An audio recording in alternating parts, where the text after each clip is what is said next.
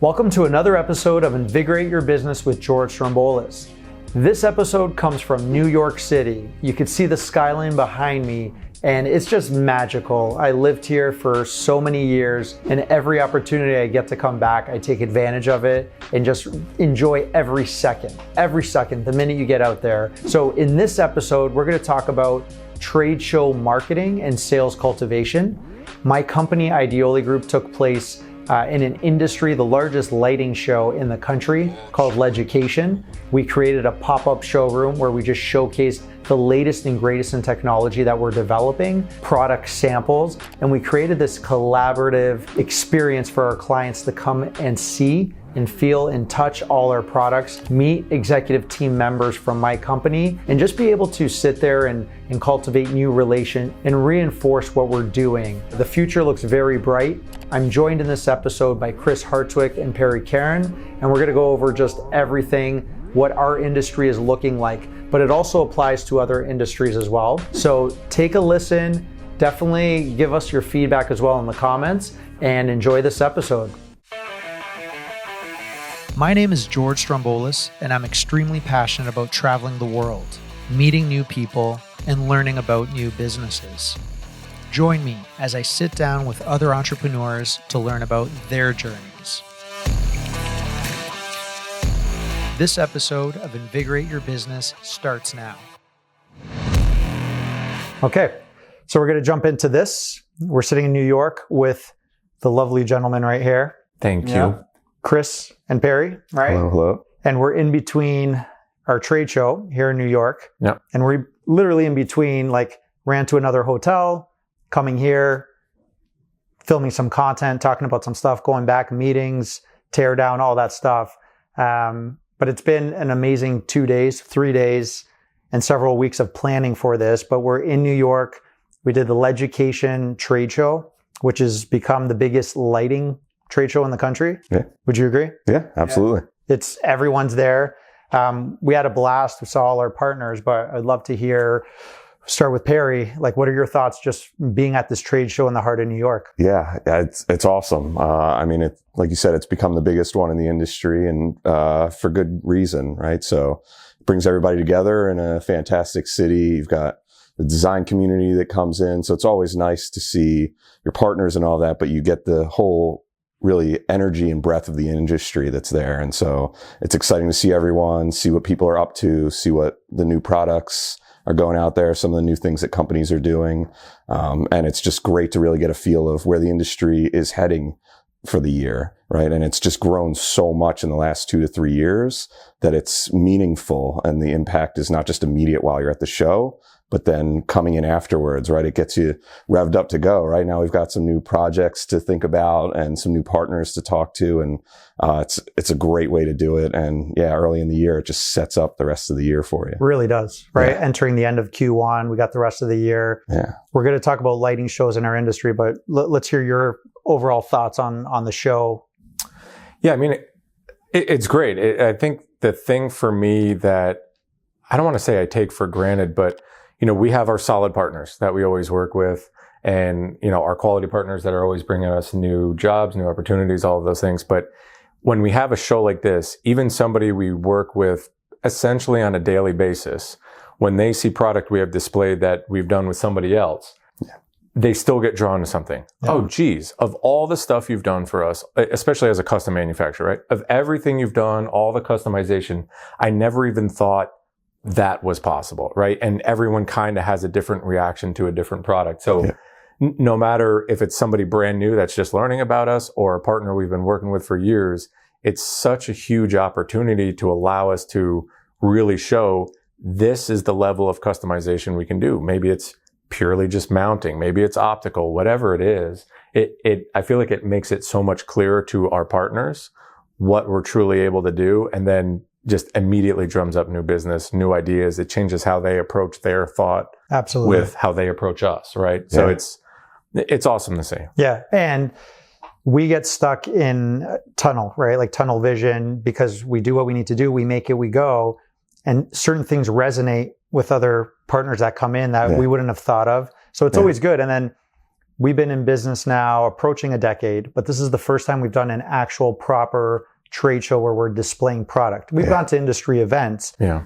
We've done some little stuff where we set up stuff, but this is the first time. And it's like, well, why? Why haven't we done it in 8 years? The first one is we haven't been ready, right? Just ready from a standpoint because we've had enough business, and based on our team and what we're doing, it was enough, right? Because we always want to impress our clients. Now we brought on, senior executive, business development, needing to reinforce our brand out there.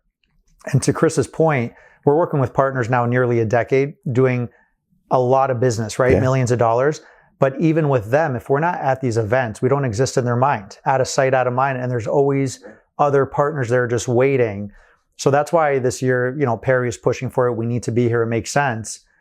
Cost aside, like it makes total sense. Like we're already booking for next year, looking at other events. So it's been amazing. I want to talk about just marketing in general. And like we had to get a little grassroots here. Yeah. But before we do that, let's, get a little controversial. LEDucation trade show versus Lightfair trade show. So for people listening, wherever they're based around the world or in the States, our biggest show in the United States has always been Lightfair, right?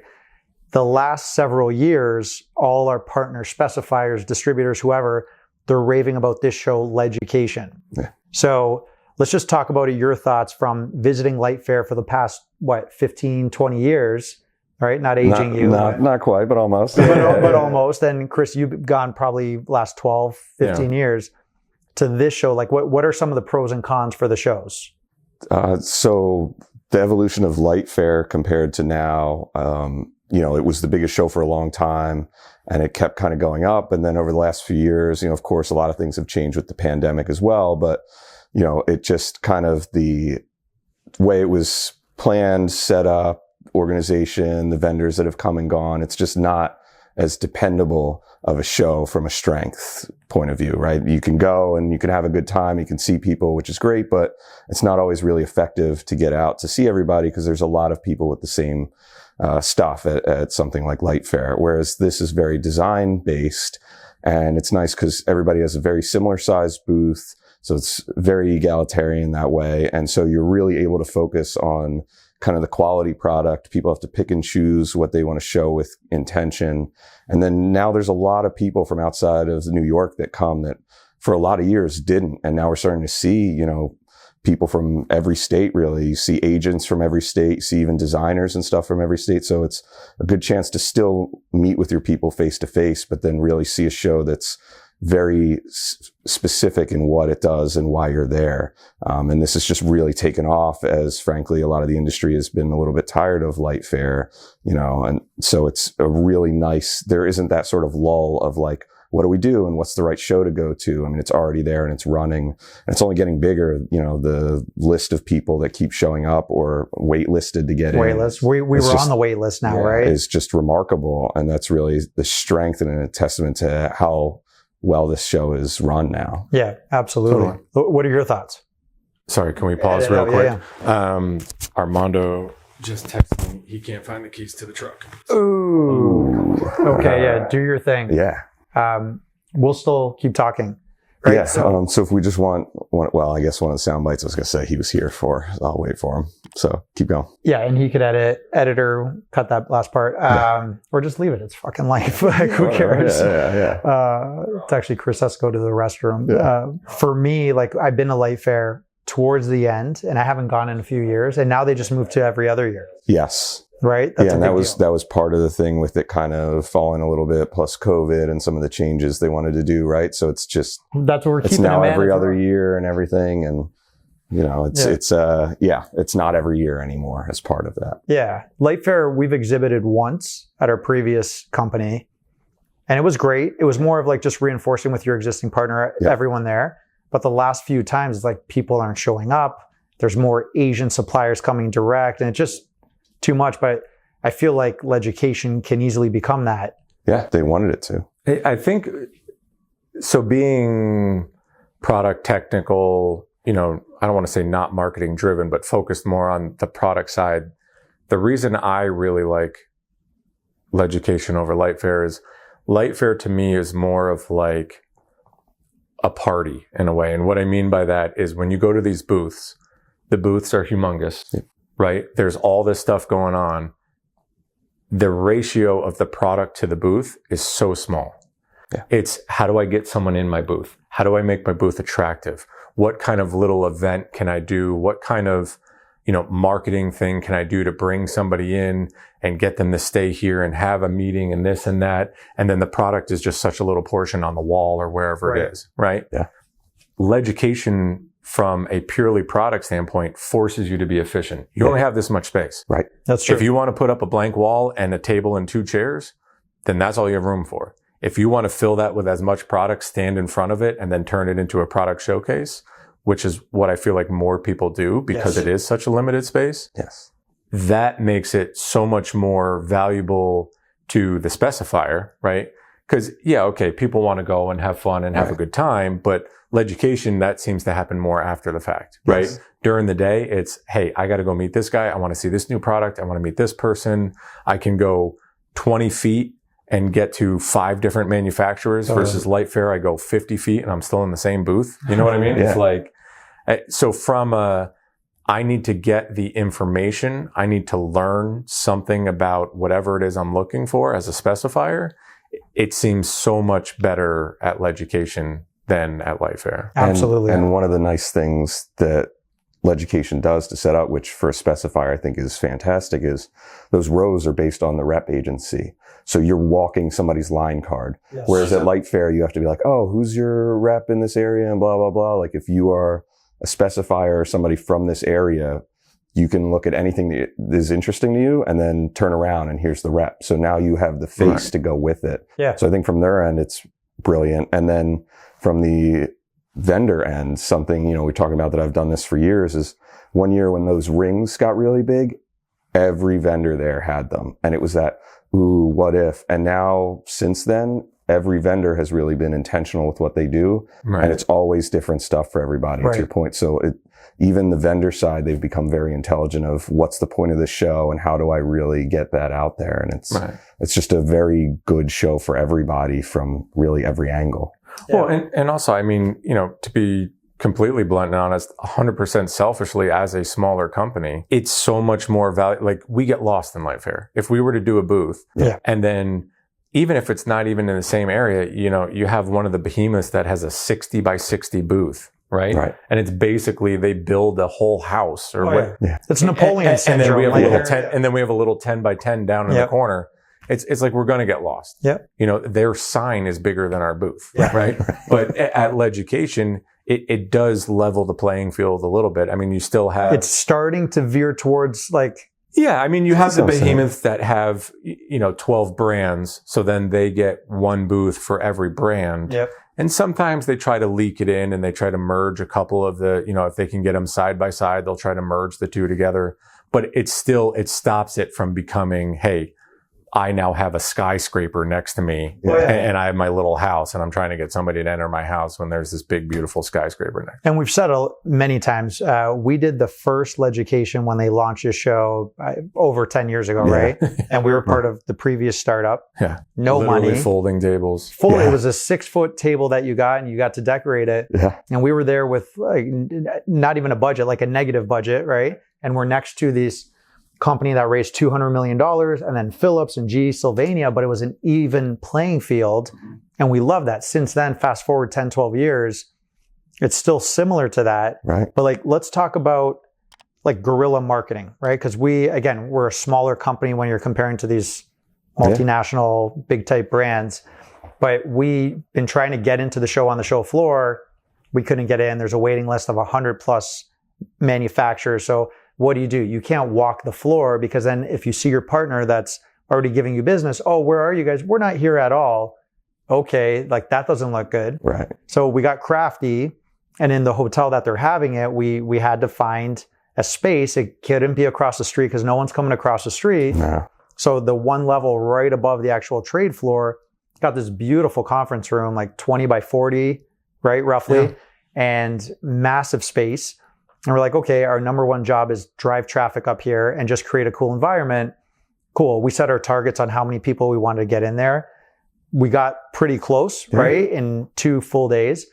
But what was awesome was having this clean plate, engaging our marketing team, engineers, sales, and just what story are we trying to tell, right? Because this is the first time in a decade that we're able to tell a story, right down to like, the music you hear when you walk in. What's the first thing you want to see? What do we want to tell them about? Because we do everything, Sure. right? Yeah. And then we had messaging across, and we'll put all the B-roll up on like people to see the show. But I was so proud of what the team was able to pull together. Absolutely. Us, right? Like physically setting it up till 3 a.m, and everyone's like excited about this. Like it was really cool. And then sitting there on curating. So when we did our first little reveal show, it wasn't a trade show, but we did one. We were scrapping together in the first 1 to 2 years of business to find samples to show. Because we were so early on, prototypes, a couple, whatever, and it was a very limited offering. Fast forward to now, it was literally pulling from hundreds of different products that we've brought to market and we have samples of. It was just cool seeing that. Yeah. And then the other thing I'll say before I pass it over is I was just so proud to see other people's reactions to the products that we develop. Yeah. Because we get a spec package, we get to see their vision, their renders, prototypes, images, swatches. Chris, you're the mastermind of like the actual product development. In a lot of cases, you're not in the actual environment in the end to see how it looks. Right. But to be in a trade space where we brought together dozens of different products, right? Yeah. Indoor, outdoor, all this stuff that we've designed, developed, brought to market. It's just so friggin' cool seeing people are like, wait, you did this and for who? And this and for who? And it was just this beautiful cross section of different types of swatches and finishes and materials. Yeah. The story was fantastic. And Yeah. a lot of the big guys that go to the big manufacturers were commenting like, man, this is a cool space. I just got to escape from the chaos. And wait, you guys do this? I didn't know that, but we've been working together for 10 years. Right. So I thought it was awesome. Yeah. Thoughts?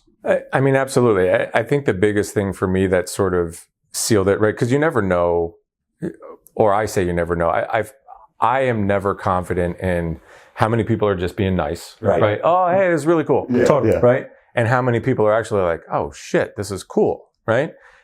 The way I feel about this show in the last couple of days that sort of proved that to me is I'd say at least half the people that came in would come in, walk around, say something like, oh, this is pretty sweet. This looks good. Within the next few hours, they come back and they're bringing someone else with them. Yes. Right? That happened a lot. And that was like, man, that's a great feeling. Yes. Because again, for the most part, people are nice, right? No one's going to come in and be like, oh, that cool. shit. Right. So you never really know, like, oh, did they actually like it? But when they're now bringing people back, and especially when our, whether it's our rep partners or our distribution partners, when they start bringing back end users, when they start bringing back their clients, when they start bringing back designers and be like, hey, you know what? This made me think of this lighting designer. I think they're here. I'm going to try to find them. And then even if they don't come back with them, but somebody all of a sudden shows up, we don't know. And they're like, hey, I was just talking with X and they asked me to stop by here. It's like, that's incredible. Well, right? sorry, to that point, to lose your train of thought, Perry brings back a client in Miami building this beautiful tower, like beautiful. I can't wait till we won't name it, but, and in real time, the guy had our shop drawing spec sheets there, consulting with Chris about where we're going to do this and do this for like in real time. Yeah. It's nice seeing that. It wasn't just to your point. Yeah. You don't get more genuine than that. Like this is real business that we're doing. Right. Well, and then also, from the structural standpoint of how are we going to lay out the show? What fixtures are we going to show? If you just flat out look at a still image, it's like, whoa, these guys are all over the place. Yes. Right.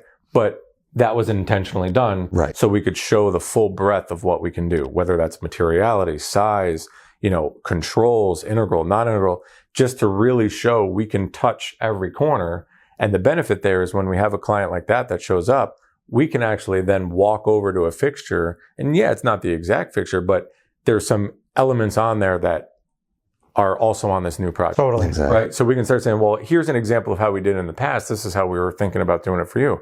Oh, now that I see it, even though it's not my exact sample, it makes a lot more sense and I can start to envision it better. Yes. Right. So it just helps every step of the way to have something like that. Yeah, that's a great point. You had something to say. Yeah, well, it was good. And actually, you started to talk about it earlier when we were saying how it was nice to bring people around the icing on the cake was people bringing somebody else back. But you send somebody a picture of something as we're working on a project and they're like, oh, that's cool. You don't really know, to your point, like how excited they are. Right. But to see somebody's genuine face of like enjoying it because we're so passionate about it. Right. To your point, you get excited about something and everybody's like, oh. But to see somebody be equally excited when they see it justifies what we're doing, but for us and for them, right? It really shows that. And it's always exciting to see somebody be as passionate about something we created as us for creating it. Well, and let's be honest, whoever's listening, it's not just lighting people. They're in their own industry. They're running their own businesses. Absolutely. Lighting, because we're talking about this, it's commodity. Yeah. Anything we do, it's amazing, right? Like we really make great product. You can find other manufacturers that can help you get there, close there, whatever. I know we're superior in a lot of ways, but it really comes down to confidence, relationships, trust. And when shit hits the fan, because it always will at some point, it's like, what's our reaction? Yeah. And we've talked about this many times in the past that, you never want things to go wrong, but when it does, it's like, cool, like let's step up. How are we going to resolve this? Right. So that's one. I want to talk about the actual marketing as well. So when talk to us just about the makeup of the product. So when people come in there, and you see someone may say, it's kind of a clusterfuck. You got so many different things. Right. What was the thought process that went into the product side? And then we'll talk about the marketing side as well. Yeah. I mean, I think similar to how we see within the development of like a active project, right? We've always said, we realized early on, the more physical prototypes we can get in the client's hand, the more successful the sale is. Absolutely. Whether that's something as simple as, hey, this is a swatch. This is actually what the finish is going to look like. Right. Here's a little scaled prototype. Here's a piece. Here's a corner. Here's whatever. Here's a working final quality sample, right? Going through all those rounds of prototyping, it eliminates any potential of, I didn't think it was going to look that way. I didn't think it was going to function that way, right? It just makes the project so much more successful. So from a marketing standpoint, especially with something like this, it's like, okay, let's physically try to show the products that can explain as much of our capabilities as possible. Whether that's materiality, whether it's function, whether it's control, whether it's type of fixture, pendant surface, floor lamp, table lamps, whatever it is. Let's try to show a little bit of everything, something that touches on a little bit of everything. So that way, when we're walking somebody through the progression and just explaining all these products, it will hopefully spark something and let them realize, okay, I didn't even think that was possible, or you could do that, or you can apply these two things together, right? So it is a flat out hodgepodge. If you just looked at a solid picture, or if nobody was in the room and somebody just walked in and was like, what is going on in here? They're going to be like, did they just, go to 30 different manufacturers and randomly pick fixtures that they thought looked good? Yeah. Which, not to name names, a lot of manufacturers just do that, are sourcing a bunch of random crap. And well, the other thing to it is a lot of these brands, when you look at their product offering, it feels like it's their brand and it's one thing. And it's like, okay, I get the idea of like what they can do. And it's this sort of somewhat narrow thing. When you said like to that hodgepodge, like you wouldn't know. And that's kind of our point, right? That we can kind of do anything and do it well. So it's not like, here's like a couple things. We know that's what they're known for. And here's their couple of other attempts. It's like, look at all these things they can do that aren't like each other and are still at such a high quality. So I think it also really shows that impact as well of like, we can do anything well, not just, we're capable of it. Well, and honestly, I think that really speaks to our success, because we're not trying to force somebody to adopt our brand. Exactly. Like you said, being a truly custom manufacturer, every product we make, if we can't make it to our client's brand, and we work with such a wide variety of clients, if we're not on their brand, why would they want to use it, or why would they want to come back? Exactly. So having the fixtures not look alike means they're made to the client's brand. Yep. Right. Which makes it that much more successful, because that's the goal, right? Yeah. It's not our style we're trying to push. It's not our idea we're trying to push. It's theirs. Right. Yeah. And when you can say that you create, develop, and bring to market products for some of the strictest brand guidelines, companies in the world. Yeah. Nintendo's, Aston Martin's, American Girls, like it's all brand for them. Like we should be very proud that we're able to do that, right? And to go through everything marketing wise now, right? So we had this beautiful setup. From the marketing side, obviously we're biased, but we have a strong brand and what that represents, right? Yeah. Physically, yep, looks sexy, all that stuff, but the marketing of this as well. You're here for the product, you're here for us, we're here for you. We also had several other team members, and it was just awesome having them there and getting to see that. But the marketing side, Perry, give me your thoughts on just like how we marketed it, and yeah, I mean, shout out to the team, right? They're fantastic at what they do. And I think they put together some great stuff, not just from, hey, we're going to be at the show, and because we're not really at the floor, how to get to us and what we're doing, all the way down to some of the great swag that we had. I mean, that little corner looked like we have our own retail store on the side, right? And it was all really well done. That was badass, that corner. That was good stuff. And, to really have that team put together some things that really showcase who we are and build that interest to come talk to us and see us. And a lot of it matches what we do, right? We had a lot of people that came in that said they've seen us on LinkedIn and Instagram, and they wanted to see, what we're all about. And so the marketing team drives that interest. So people come to us, and then to know that when they came in, they were happy about what they saw, they were excited about what they saw, means that that message and that brand intentionality is there, and that the marketing team is really successful with it, because people didn't come in and go like, oh man, I got the sense from your marketing, you're this and you're really that. It was like, oh man, I mean, you guys said you do custom. I got the excitement out of it, and look at it. It matched it. And so I think it was really, really important for us. And I think it was really successful as well. Yeah. And go ahead. No, I was just going to say, and I think in addition to that, it's like the level of, I don't know if this is a real term, but like functional marketing, right?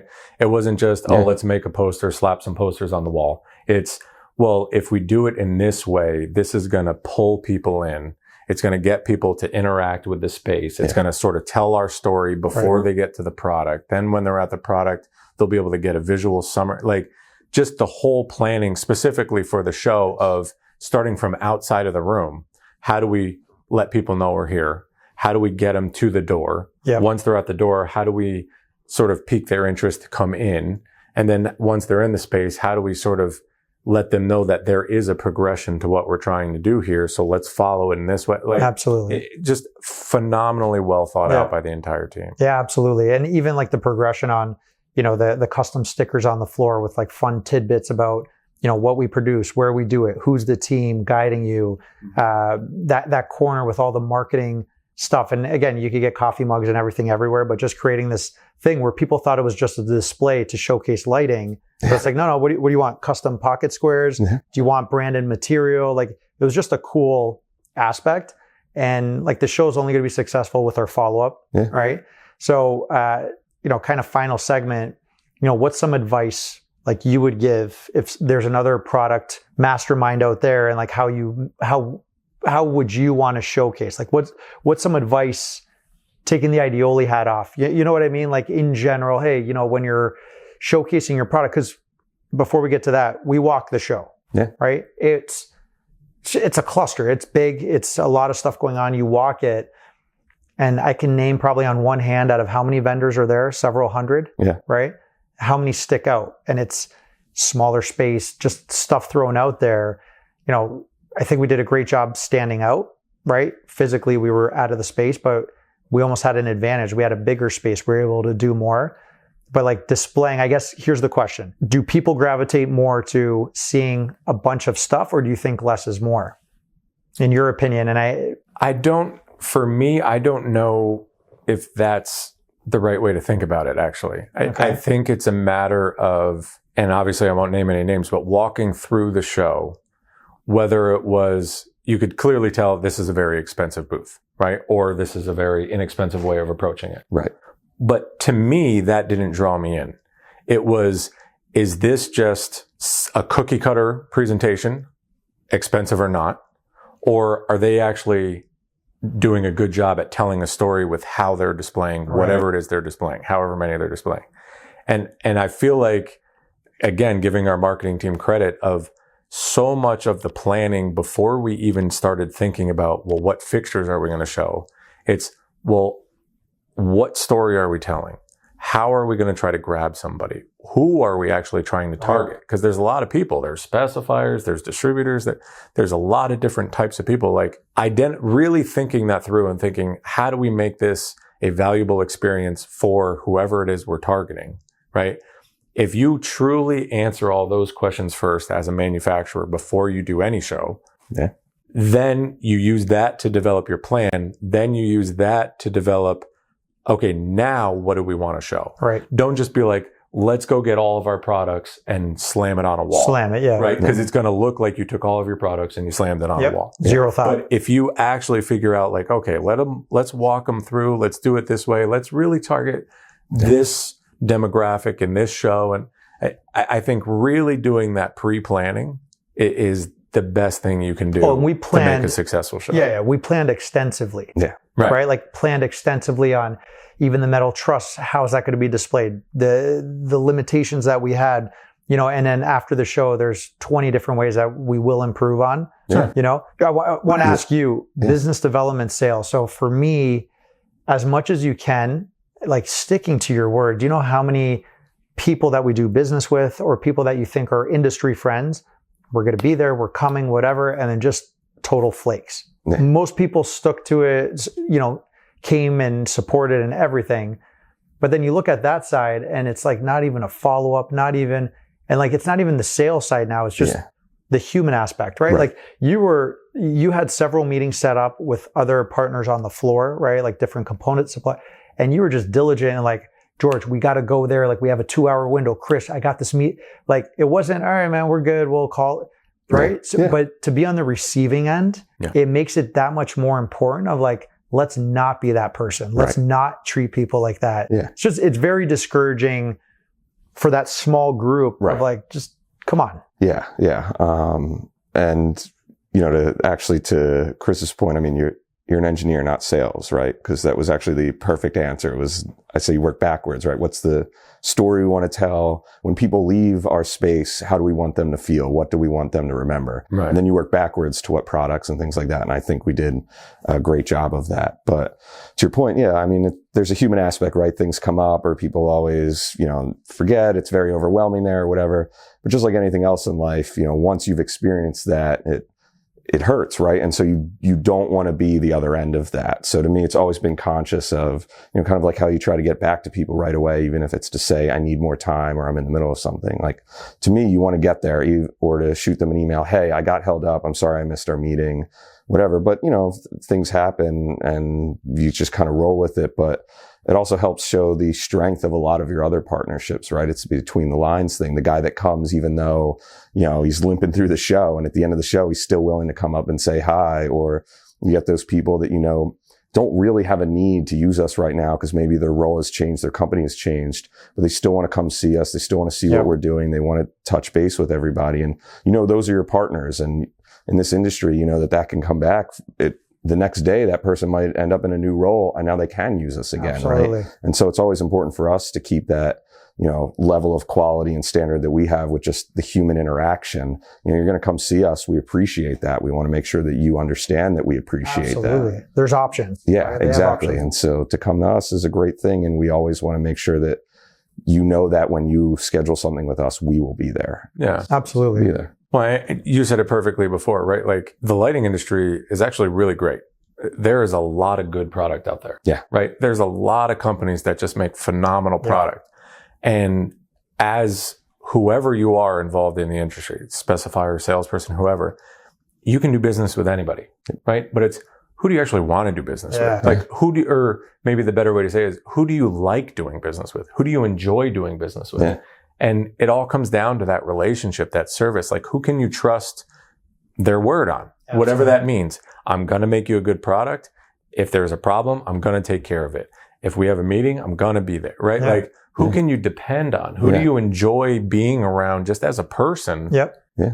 That's who everybody really wants to do business with. Obviously, you need to have good product, but there's a lot of good product, right? So if you don't enjoy, if you can't depend on the person you're doing business with, then what's the point? You know what my benchmark is for that? Like if you really take the last couple of days and everybody that came through our room, 6 out of 10 were hug greetings, not handshakes, we're hugs. Yeah, that's true. That's true. Think about that. Like you're not just hugging anyone and you're like, oh man, this guy and that guy or her. And that's a big deal. Like, I love that. Yeah. Right. And the ones that didn't want to hug, I forced them. No. Right. And then the other thing is we had competitors from Italy, for example, that came in and they're kind of there.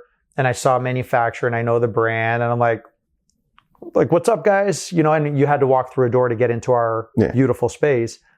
Oh, I go, your manufacturers. Yeah. I go, where are you from? Beautiful suits, like good looking Italian guy. Oh, we know. I'm like, all right, come on in. Well, what do you want to see? Like, come. There's enough sockets out there. There's enough space. Yeah. They come in. We're showing them about our product. They're doing architectural. I'm showing them theirs. Like they're showing, and it's not bad, right? And it was a quiet gap in the day. Have a conversation, whatever. Right. But the opposite that too is how many competitive manufacturers showed up that are actual friends in the industry and they're like, hey, we just want to see what you guys are doing. We're like, come on in. Totally. And they're supportive. We're supportive of them. As we're walking the show, we're stopping at manufacturers that we know and we're being like, oh guys, this is awesome. Tell me about your new stuff. Like, absolutely. Like you said, there's so much business out there, right? That it's like, we can all be supportive of each other. Well, and towards just past lunchtime, we had massive distributor sitting down, eating some pizza together.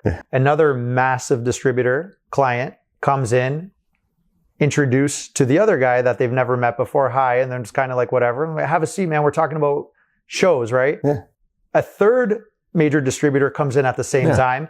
Introduction, have a seat. Yeah. Even though they go to war and they've been talking about accounts that they're trying to get together. And then there was a fourth and it was just like, cool. Like, but all laughing, having a good time. But it starts with us to create that environment. Right. It's not like, I'll come back. It's like, just come on in, man. Like, we're not going to talk details. I love that. That gets me excited when it's just like, cool, man. And that's a lot of kind of our natural element. I think just the way we are mentally, but like, we're humans first, right? Like, we're going to go to war at business at times with others, but we're just talking. We're all humans. Like, sit down, relax, say hi. Like, we want to know what you're doing. We want to know you're doing well, right? What is that? The rising tide, right? Rises all ships. I butchered that, but you know what I mean? Like, we want everybody to do well. We'll fact check that. That was bullshit. I'm not a sailor. What can I do? But it's we want everybody to do well because at a human level, it's just easier to do business with somebody who's not miserable and appreciates that you appreciate them and their time, but as people, not just business. So it's always nice to see that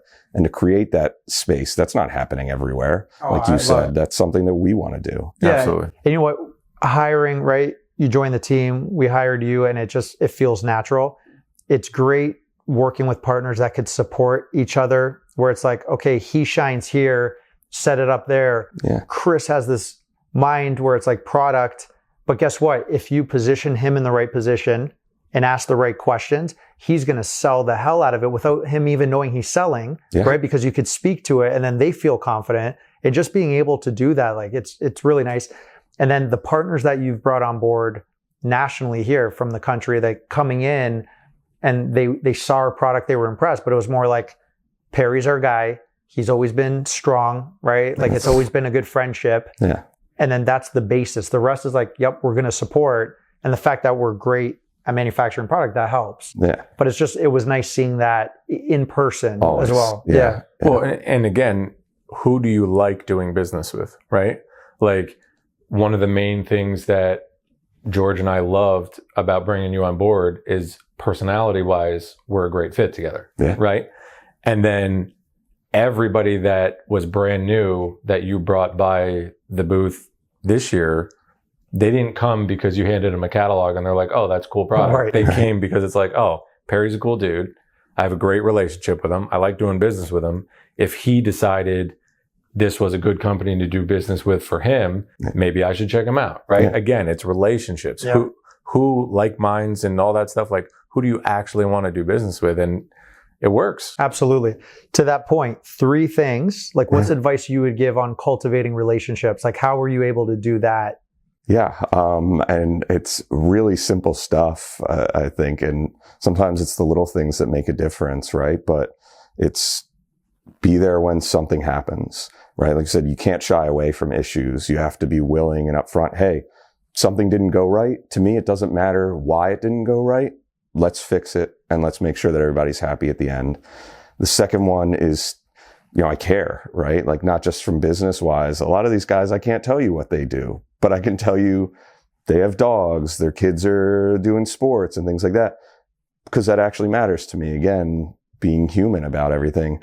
And then the third thing for me really, which is kind of that sort of sarcastic but true benchmark, is just not to suck as a person, right? Like I don't want somebody to see my phone and be like, shit, Perry's calling me. This is going to be brutal. I want somebody to at least be like, oh, all right, yeah, I'll pick up for Perry. It's cooler when they're like, hey, when they pick up. But to me, it's, and you see that over time, right? Then, hey, every time I talk to Perry, he cares. He asks about things because he genuinely cares and he wants to help. And I don't mind if it's something we can't do for some reason. It doesn't make sense for us or whatever. If I know how to help you or to connect you with somebody else, I want to. Because again, I don't want this to be miserable. There's plenty of nonsense in the world. I feel like dealing with people for business should not be that way. And so I think over the years, without really thinking about it at first, it's just kind of what's worked for me is, if you call me about something, I'm going to pick up. I'm going to do everything I can to help. Even if we as a company can't help, I want to make sure that you feel like we've done everything we could to make something right and to help. And I think that's shown over time. Well, and it's great internally as well, how you deal with the team, right? Work with them. They're supporting you. You bring this calm internally, right? And you go out versus a lot of times the sales side of it and the internal are combative. Right. Yeah. Because you already sold things that don't exist and they're trying, like, it's just natural, but like creating that is really good. And then I've seen aggressive situations from the outside because it happens on, there's issues or pricing or there's whatever's going on or lack of respect. Someone's on their phone the whole time they're talking to you and you're just, right. You log it in, but you don't react. And that's really good because it's easy to get emotional and do stupid shit. Yeah. The only thing I'll correct you on that is the inside and that team is not supporting me. I'm supporting them. I mean, I joke with you guys all the time, but it's true. Like I talk, right?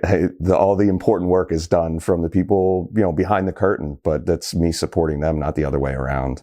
Absolutely. And it's great. We have a fantastic team and, it's people I want to help, right? And I want to see succeed, not just for us, but for them.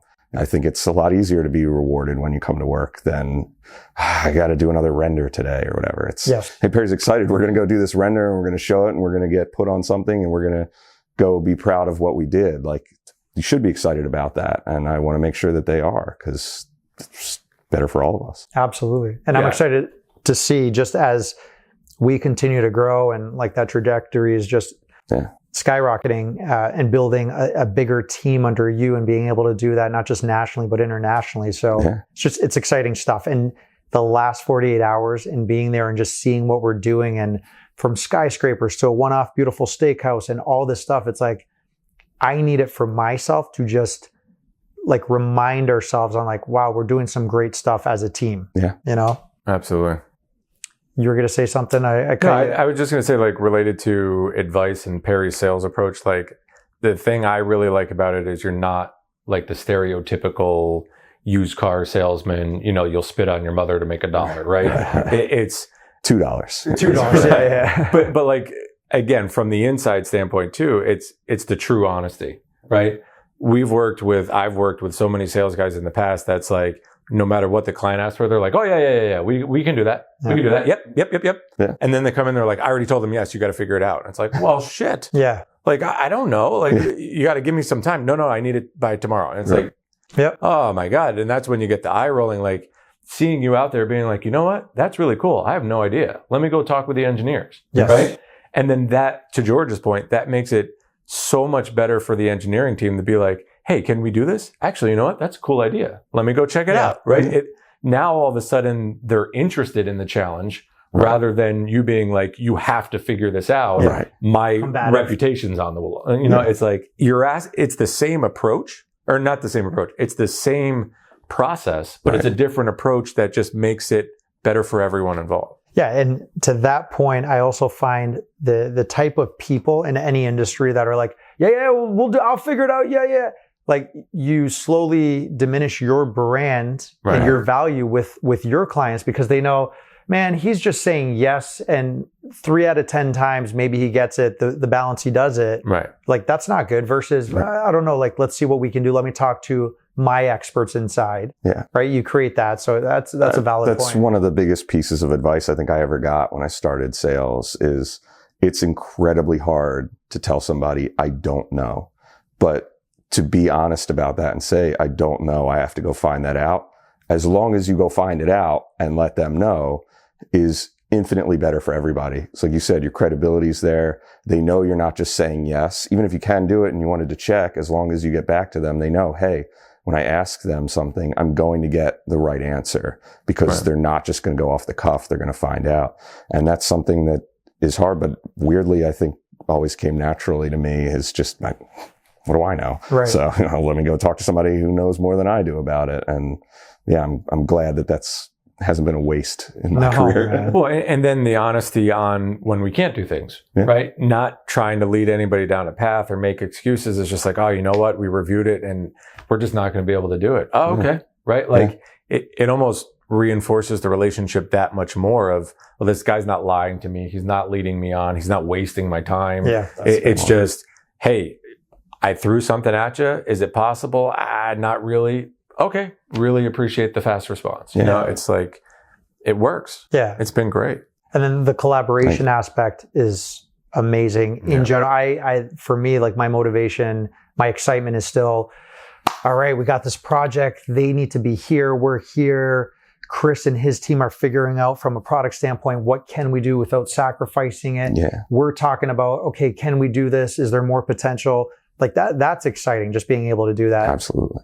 Just a last quick thing, just New York City, talking about New York. We're here in the heart of it, Times Square.